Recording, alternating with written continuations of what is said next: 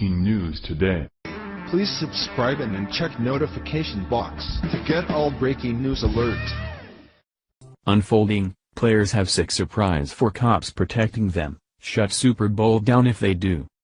When Super Bowl takes place Sunday in Minneapolis, as a nation our attention will once again be focused on the national anthem. Except rather than the focus being on who has been given the honor to sing the national anthem, the focus will be on whether any players from the New England Patriots or the Philadelphia Eagles will be kneeling in protest. The protest credited by many as beginning with the former quarterback for the San Francisco 49ers, Colin Kaepernick.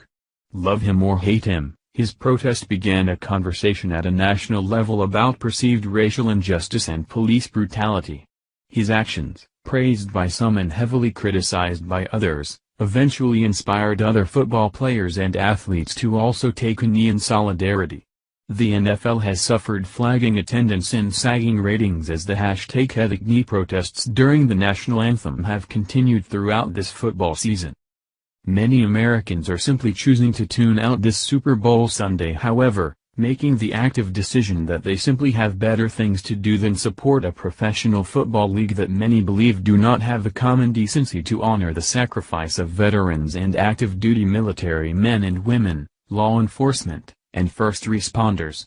The American Legion and VFW posts, restaurants and bars, and even a bowling alley have decided they will not broadcast the Super Bowl game in their establishments, out of respect for veterans and law enforcement. The giant electronic sign that hangs outside the Oneota Veterans Club in New York reads, "In honor of our country, our flag, our veterans."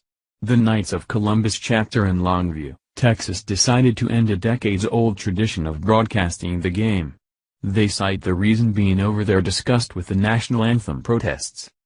Many cite the complete hypocrisy of the protests against police brutality and racial injustice in a league where the average time between arrests of players for the NFL is just 7 days.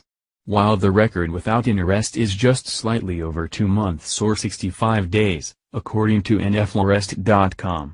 The site tracks and provides an interactive visualized database of National Football League player arrests and charges.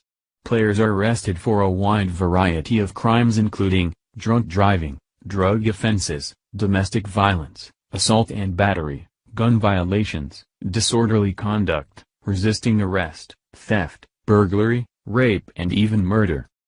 The NFL as an organization for intents and purposes appears to embrace players who choose to abuse women.